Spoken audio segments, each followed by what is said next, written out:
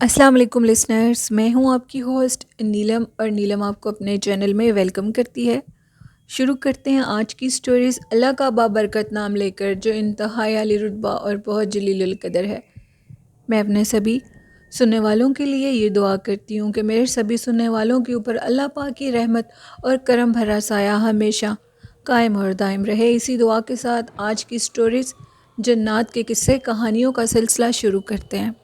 تو لسنرز، آج کی پہلی خوفناک کہانی میرے ساتھ انڈیا سے بھٹاچاریہ نے شیئر کی ہے۔ وہ کہتے ہیں کہ میرا گھر ممبئی سٹی میں ہے، اور ہم لوگوں کے گھر کے پاس ایک بہت بڑی پرانے دور کی عمارت ہے۔ ایک بہت خوبصورت عمارت ہے، وہ جتنی پرانی ہے وہ اتنی ہی خوبصورتی بھی اپنے اندر رکھتی ہے۔ لیکن اب وہ عمارت، وہ گھر بالکل غیر آباد ہو چکا ہے۔ اس گھر کے متعلق ایک پوری کہانی ہے جو میں آپ کے ساتھ شیئر کروں گا۔ بھٹاچاریہ جی کہتے ہیں کہ میں آپ کو یہ بتانا چاہتا ہوں کہ اس گھر کے اندر ایک چڑیل کو قید کیا ہوا ہے۔ وہ گھر 5 سے 6 کنال کے اوپر اس کا احاطہ ہے، اور یہ ہم نہیں کہتے کہ اس کے اندر ایک چڑیل قید ہے، یہ وہ لوگ کہتے ہیں جو اس گھر کے اندر، اس بنگلے کے اندر رہ کر جاتے ہیں۔ اب اس گھر کو خالی ہوئے 15 سے 20 سال گزر چکے ہیں۔ وہ جگہ، وہ گھر ہم لوگوں کے گھر سے، یعنی ادھر چھوٹے گھر بھی ہیں، بڑے بھی ہیں، اور بہت بڑے بڑے بنگلے بھی ہیں۔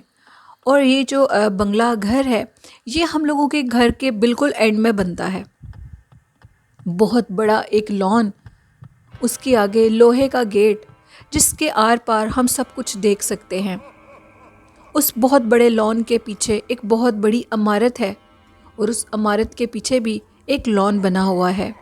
چاروں طرف عمارت کے لان بنے ہوئے ہیں، اور اس کے اندر وہ عمارت آج بھی اسی طرح کھڑی ہوئی ہے جس طرح کبھی وہ قائم دائم تھی۔ اس کے متعلق سننے میں یہ آتا ہے کہ اس کے اندر ایک چڑیل کا بسیرا تھا، تو ایک اللہ والے بزرگ نے اس چڑیل کو اسی گھر کے اندر قید کر دیا، اور اس کے بعد وہ ایک کمرے کے اندر قید ہے آج تک۔ اس گھر میں رہنے والے جو لوگ تھے وہ کرایہ دار نہیں تھے، وہ خود وہاں کے مالک تھے۔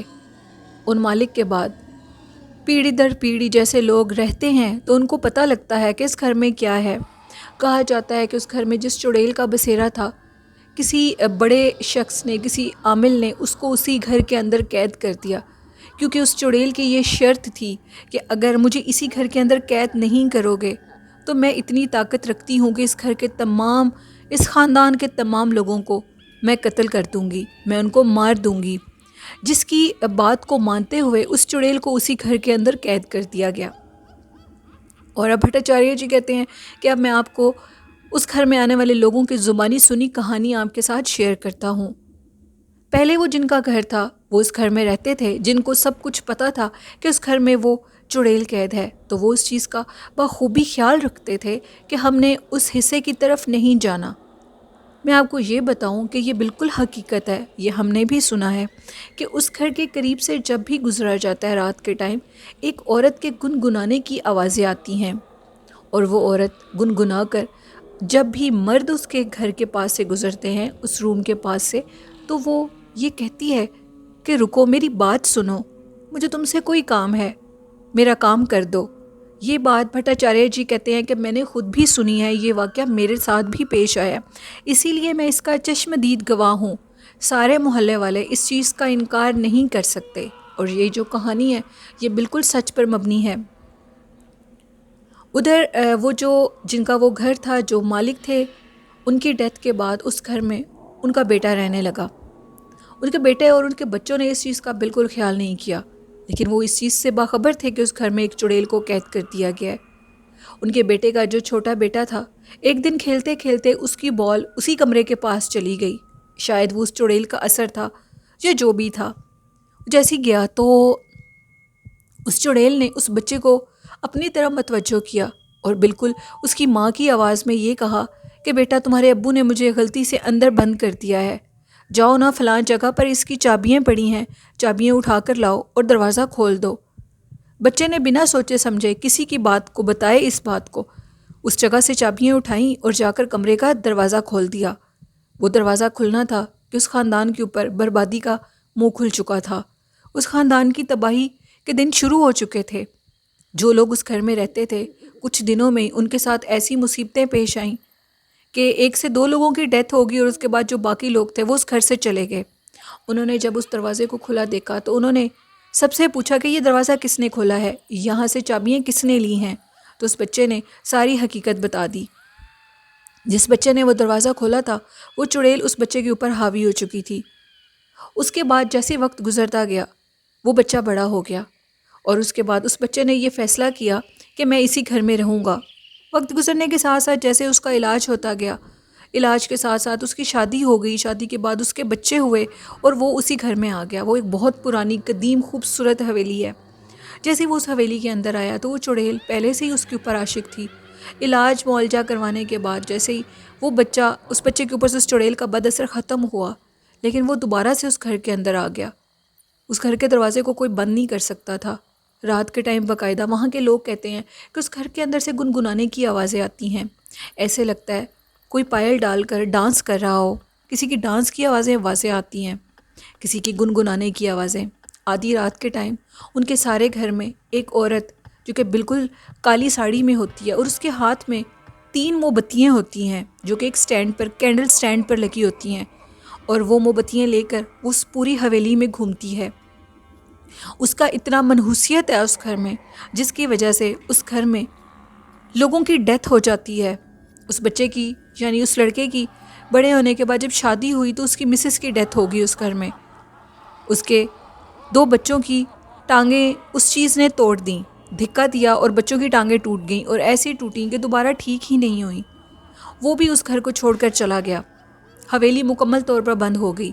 کسی اللہ والے کو لایا گیا، اس کو دوبارہ اسی کمرے میں قید کر دیا گیا بہت مشکلوں سے، اور دروازے کو بند کر دیا گیا۔ دروازے کے اوپر یہ لکھ کر بورڈ لگا دیا کہ اس حویلی کے اس کمرے کے اندر ایک آفت، ایک چڑیل کو قید کیا ہوا ہے، اس کے کسی چھل ول میں مت آنا۔ یہ اپنے کی آواز نکال کر لوگوں کو پاگل بناتی ہے، اس لیے اس کی کسی بھی بات میں مت آنا۔ یہ دروازہ ہمیشہ کے لیے بند رہنے دینا۔ یہ موت کا دروازہ ہے اس حویلی کے اندر، اس دروازے کو کبھی مت کھولنا۔ وہ ایک پچھل پیری بہت طاقت رکھنے والی چڑیل تھی جس کا اثر اس پورے گھر میں تھا۔ بھٹاچاریہ جی کہتے ہیں کہ آج تک اس حویلی کے پاس سے جب بھی گزرا جاتا ہے تو وہ باقاعدہ چیز روکتی ہے اور ہم کلام ہوتی ہے، اور جو اس کی بات کا جواب دے دیتا ہے۔ کچھ لوگ شروع میں اس کی بات کا جواب دیتے تھے، جو لوگ یقین نہیں کرتے تھے تو ان کے اوپر وہ چیز حاوی ہو جاتی تھی اور ان کا دماغی توازن پلٹ جاتا تھا۔ لیکن اب سب لوگ اس چیز کو جانتے ہیں، اور وہ اس حویلی کے قریب سے جب گزریں تو ان کو وہ آواز، گنگنانے کی آواز، گانا گانے کی آواز، ایک عورت کی خوبصورت آواز ضرور اپنی طرف متوجہ کرنے کی کوشش کرتی ہے۔ کچھ لوگوں کے مطابق اس گھر کی جو ونڈو ہے اس میں سے ایک عورت جھانک کر دیکھتی ہے جس کی آنکھیں بہت بڑی ہیں، سر بہت بڑا ہے اور ہاتھ بہت بڑے بڑے ہوتے ہیں۔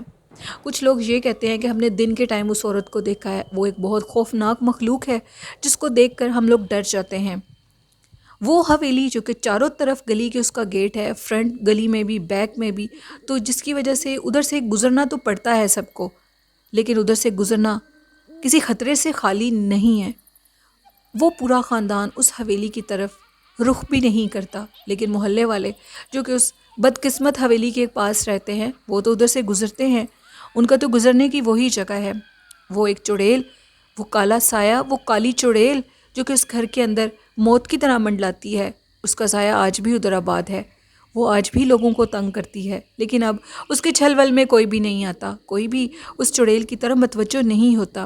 لیکن بڑے بزرگ یہی کہانی سناتے ہیں کہ اس گھر میں وہ بدصورت بڑے سر والی چڑیل ایک عورت قید ہے جو کہ ایک بد دعا کی طرح اس حویلی کے اوپر، اس حویلی کے مالکین کے اوپر بد دعا بن کر برستی ہے۔ کوئی نہ کوئی ان کے خاندان میں ایسا نہ ایسا ضرور کچھ نہ کچھ ہوتا رہتا ہے جس کی وجہ سے وہ خاندان کسی مصیبت میں مبتلا رہتا ہے۔ بعض لوگوں نے ان کو یہ کہا کہ آپ اس حویلی کو سیل آؤٹ کر دیں، حکومت کے آگے سیل کر دیں، کہ اس گھر کی، اس بنگلے کی جو آپ کے پراپرٹی آپ کے قبضے میں ہے وہ آپ سے قبضہ خالی ہو جائے، یعنی آپ اس قبضے کو چھوڑ دیں، شاید اس چڑیل کی بد دعا آپ کے سر سے اتر جائے۔ لیکن وہ جتنی بھی کوشش کر لیں وہ گھر خالی نہیں ہوتا، وہ گھر ان سے سیل نہیں ہوتا، کیونکہ اس حویلی کے متعلق سب جانتے ہیں کہ وہ حویلی کیسی ہے۔ ادھر ایک بدصورت چڑیل کا بسیرا ہے، اس گھر کی طرف کوئی پراپرٹی ڈیلر بھی رخ نہیں کرتا۔ اس کا جو خوفناک گیٹ ہے، جو کہ لوہے کا گیٹ جس کے آر پار ہم سب کچھ دیکھ سکتے ہیں، رات کے ٹائم وہ حویلی اندھیرے میں کسی خوفناک عجیب و غریب جگہ سے کم منظر پیش نہیں کرتی۔ لوگ بہت ڈرتے ہیں اس حویلی کے پاس، خاص کر اس کے فرنٹ سے گزرنے پر۔ وہ اس لیے کہ جو اس کا فرنٹ کا گیٹ ہے اس میں سے جو سب کچھ نظر آتا ہے، تو لوگ نہ چاہتے ہوئے بھی اس چیز کو محسوس کرتے ہیں کہ ادھر کسی چیز کی موجودگی ہے، کوئی خوفناک چیز ادھر ضرور قید ہے۔ اور کچھ لوگ جو اس گیٹ کے گھر کے بیک سائڈ سے گزرتے ہیں، وہ بھی یہی کہتے ہیں کہ وہ عورت ہمیں نظر آتی ہے۔ اب وہ عورت نظر آئے یا نہ آئے، لیکن لوگوں کے ذہن میں وہ عورت تصور بن کر بیٹھ گئی ہے اور لوگوں کو وہ ضرور نظر آتی ہے۔ یہ میری سٹوری تھی بھٹاچاریہ کی، جو میں آپ کے ساتھ شیئر کر رہا ہوں۔ بہت شکریہ بھٹاچاریہ جی آپ اپنی سٹوری شیئر کرنے کے لیے۔